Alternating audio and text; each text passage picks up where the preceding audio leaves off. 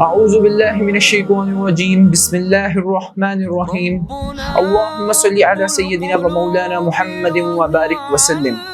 ناظرین، جس طرح کہ آپ جانتے ہیں کہ استقبال رمضان میں صحابہ کی زندگیوں کے بارے میں ہمارا ایک ٹاپک چل رہا ہے، تو آج ہم جن صحابی رسول کی بات کریں گے، تیسرے خلیفہ ہیں حضور اکرم صلی اللہ علیہ وآلہ وسلم کے نام حضرت عثمان غنی رضی اللہ تعالی۔ شاہ زیب صاحب ہمارے ساتھ موجود ہیں، مولانا بھی یہاں پر بیٹھے ہوئے ہیں، تو آئیے ہم ان کی جانب بڑھتے ہیں اور ان سے کچھ کوئک کوسچنز بھی کریں گے اور حضرت عثمان غنی رضی اللہ تعالی عنہ کے بارے میں ہی۔ تو آئیے ان کی جانب بڑھتے ہیں۔ مولانا، میں چاہتا ہوں کہ آپ تھوڑا سا حضرت عثمان غنی رضی اللہ تعالی عنہ کا انٹروڈکشن دے دیں، تاکہ ہم پھر اپنے آج جو ہم نے ایک نیا راؤنڈ ایڈ کیا ہے کوئک کوسچنز کا، ہم پھر اس کی جانب بڑھ سکیں۔ لیکن اس سے پہلے میں چاہتا ہوں کہ آپ تھوڑا سا حضرت عثمان غنی رضی اللہ تعالی عنہ کی زندگی کے بارے میں تھوڑا سا ہمیں بتا سکیں۔ حضرت عثمان رضی اللہ عنہ یہ وہ صحابی رسول ہے جن کے نکاح میں آپ صلی اللہ علیہ وسلم کی 2 بیٹیاں آئیں، اور یہ شرف صرف تمام انسانوں میں حضرت عثمان رضی اللہ عنہ کو حاصل ہے کہ آپ کے نکاح میں ایک نبی کی 2 بیٹیاں آئی ہیں۔ آپ اللہ پاک کے پیارے حبیب صلی اللہ علیہ وسلم کے پیارے صحابہ تھے، اور خلفائے راشدین میں آپ کا تیسرا نمبر آتا ہے۔ اسی طرح آپ کو ذی النورین بھی کہا جاتا ہے، اس کی وجہ بھی یہی ہے کہ آپ کے نکاح میں آپ صلی اللہ علیہ وسلم کی 2 بیٹیاں تھیں، اور آپ کو جامع القرآن بھی کہا جاتا ہے۔ اس کی وجہ یہ ہے کہ آپ نے قرآن پاک کو اپنے دور خلافت میں ایک ہی قرآن میں جمع کر کر مختلف شہروں میں مختلف حکام کے پاس بھیجا اور دوسرے ممالک میں بھی بھیجا۔ اسی طرح آپ رضی اللہ عنہ کی وفات بھی اس حالت میں ہوئی کہ آپ قرآن پاک پڑھ رہے تھے اور آپ روزانہ ایک قرآن پاک ختم کر لیتے تھے۔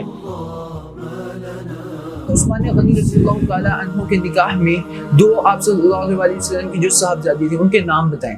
حضرت رقیہ رضی اللہ عنہ اور حضرت ام کلثوم رضی اللہ عنہ۔ دوسرا سوال آپ سے شاہ زیب صاحب کہ حضرت عثمان غنی رضی اللہ تعالی عنہ نے جنگ یرموک کے موقع پر کتنے اونٹ ہدیہ کیے؟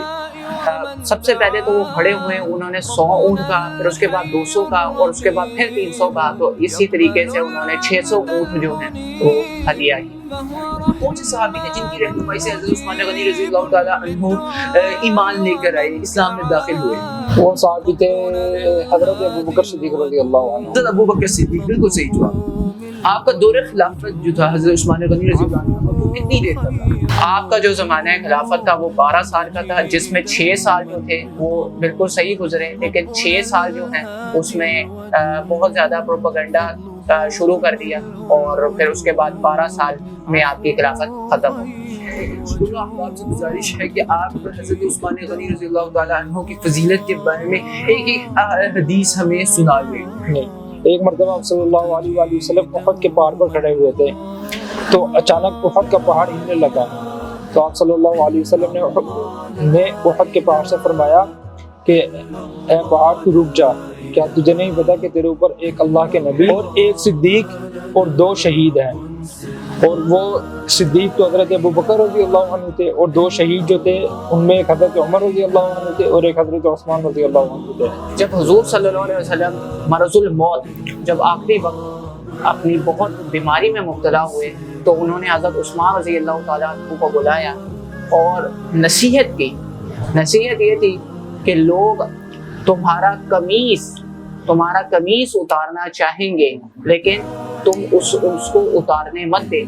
اور اس کی تعبیر یہ تھی، اور اس کا مطلب یہ تھا کہ آپ کو لوگ خلافت سے اتارنا چاہیں گے، لیکن آپ برقرار خلافت رکھنا اور خلافت سے دستبردار مت ہو۔ تو یہی وجہ تھی کہ جب حضرت عثمان کے لوگ آخری وقت میں، ان کے خلافت کے وقت پہ، جب لوگوں نے پروپیگنڈا کرنا شروع کیا، تو ان کو کہا کہ آپ دستبردار، لیکن حضرت عثمان جو دستبردار نہیں ہوئے، اس کی وجہ یہی تھی کہ حضور صلی اللہ علیہ وسلم کو نصیحت کی تھی کہ لوگ آپ کا قمیص، یعنی کہ آپ کو خلافت سے اتارنا چاہیں گے، تو آپ مت اتریے گا۔ جی ماشاء اللہ، جیسا کہ آپ نے ابھی سوالوں کے جواب تو آپ نے بڑی جلدی دے دیے، آپ ذرا اب ہمیں تھوڑا سا حضرت عثمان غنی رضی اللہ عنہ کی سخاوت کے بارے میں کوئی واقعات سنا دیں۔ بسم اللہ الرحمن الرحیم۔